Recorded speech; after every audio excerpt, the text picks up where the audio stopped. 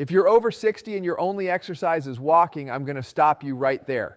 Walking is fine, but it's not enough. And today I'm going to show you 5 exercises that beat walking when it comes to strength, balance, joint health, and longevity. And yes, these are surgeon approved. Let's get into it. Most people over the age of 60 believe they're doing everything right. They lace up their shoes, step outside, and walk every day, sometimes for 30 minutes, sometimes for an hour, and they tell themselves, I'm staying active, I'm doing what my doctor told me.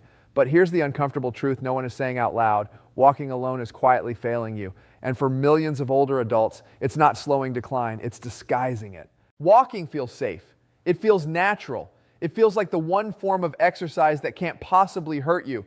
But safety without effectiveness is an illusion. And after 60, the body doesn't respond to movement the way it used to. Research shows that after the age of 30, we lose 3 to 8% of muscle mass per decade. And after 60, that loss accelerates sharply. This condition has a name, sarcopenia, and it's not rare. It affects up to half of adults over 70. And walking, no matter how often you do it, does almost nothing to stop it. Muscle is not about looking fit. Muscle is survival tissue. It stabilizes your joints, absorbs impact, protects your bones, regulates blood sugar, and controls inflammation.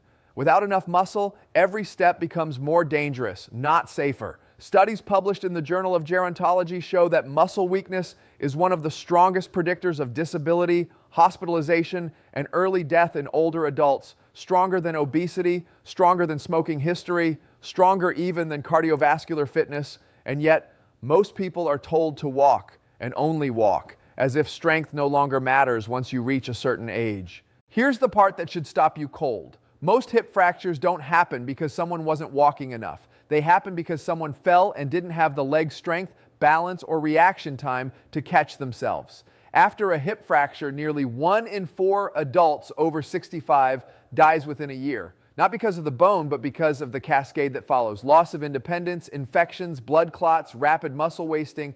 Walking does not train you to prevent a fall. Walking does not teach your body how to recover from one. Walking trains you to walk, and that's it. Researchers have found that leg strength, not walking endurance, is the #1 physical factor determining whether an older adult can live independently. Being able to stand up from a chair without using your hands is a stronger indicator of longevity than how far you can walk. Think about that. A simple chair test predicts survival better than your daily step count. And yet most people spend years walking past chairs without ever training the muscles required to rise from them. Walking also fails where metabolism is concerned. As muscle mass declines, insulin resistance increases, blood sugar control worsens, fat storage increases even if calorie intake stays the same. This is why so many people say, I walk every day, but I keep getting weaker, heavier, and more tired. Muscle is the organ that disposes of glucose. When you don't challenge it, your metabolic health quietly erodes. Large population studies show that resistance training just twice per week dramatically lowers the risk of type 2 diabetes and cardiovascular disease in older adults, even when walking time stays the same. And then there's balance, the silent killer of confidence. Balance is not passive. It's a skill that must be trained. Walking occurs in a predictable, repetitive pattern. Real life does not. Curbs, stairs, uneven ground, wet floors, sudden turns, these are the moments when falls happen. And falls are not random accidents. They are failures of strength, coordination, and neuromuscular control. The CDC reports that 1 in 4 adults over 65 falls each year. One fall doubles your chance of falling again. And once fear enters the picture, movement decreases, muscle loss accelerates, and the downward spiral begins. Here's what almost no one tells you. You don't lose independence because you age. You age faster because you lose strength. This isn't opinion, it's physiology. Strength training has been shown to reverse age-related muscle loss even in adults in their 80s and 90s. In controlled studies, elderly participants who had never lifted weights before gained muscle, improved balance, strengthened bones, and reduced fall risk within weeks. Their bodies responded not because they were young, but because the human body is designed to adapt at any age when given the right stimulus. Walking never provides that stimulus. It doesn't overload the muscles. It doesn't challenge bone density. It doesn't demand balance under stress. It doesn't train you to push, pull, carry, stand, or stabilize, movements that define daily life. That's why someone can walk every morning and still struggle to climb stairs, carry groceries, or get up from the floor. That's why people who never miss their walk still end up fragile. The most dangerous lie is the idea that strength training is risky for older adults. The data says the opposite. When properly scaled, resistance training reduces joint pain, improves arthritis symptoms, lowers blood pressure, strengthens connective tissue, and improves cognitive function. It doesn't break bodies, it reinforces them. Surgeons and geriatric specialists increasingly agree the absence of strength is far more dangerous than the presence of it. If walking were enough, falls wouldn't be the leading cause of injury-related death in older adults. If walking were enough, muscle loss wouldn't be considered one of the greatest public health threats of aging. If walking were enough, independence wouldn't disappear so suddenly after a single injury. Walking is not the enemy, but walking alone is complacency disguised as care. The truth is uncomfortable because it demands more from us. It demands intention. It demands that we stop asking, "Am I moving?" and start asking, "Am I getting stronger?" Because strength is what allows you to catch yourself when you trip. Strength is what allows you to rise after a fall. Strength is what allows you to live in your home, carry your own groceries, and trust your body again. This is not about becoming athletic. This is about preserving dignity. This is about extending not just lifespan, but health span. Walking can be part of that picture, but without strength, balance, and resistance, it's an incomplete solution to a very real problem. Aging doesn't steal strength, neglect does. And the moment you understand that is the moment everything changes. There is a moment in every human life when aging stops being subtle. It doesn't announce itself with pain or illness. It shows up quietly in places most people don't notice at first. A chair that feels lower than it used to, stairs that demand a pause halfway up, a stumble that takes longer to recover from, and behind all of it is a process that begins long before most people realize it has a name: sarcopenia. The progressive loss of muscle mass and strength with age, and after 60 it doesn't slow down, it accelerates. Science has confirmed what older adults feel but rarely hear explained. Beginning around age 30, the human body starts losing muscle at a slow but steady rate, roughly 3 to 8% per decade. But after 60, that loss speeds up dramatically. By the time someone reaches their 70s, they may have lost up to 40% of their peak muscle mass. This isn't cosmetic. This is structural. Muscle is the scaffolding that holds the body together, and when it disappears, everything becomes harder, more fragile, more dangerous. What makes sarcopenia especially devastating is how invisible it is. You don't feel muscle loss happening. There is no alarm, no warning sign, just a gradual erosion of strength that most people attribute to getting older, without realizing that aging itself isn't the cause. Inactivity is. Studies show that adults who remain physically inactive can lose up to 5% of their muscle mass per year after 60.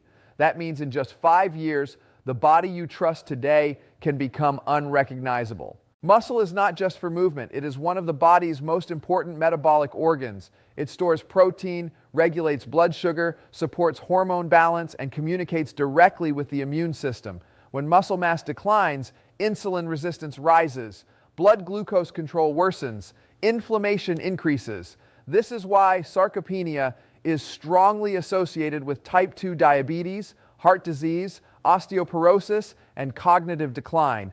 Losing muscle doesn't just make you weaker, it makes you sicker. One of the most shocking findings in aging research is how closely muscle strength predicts survival.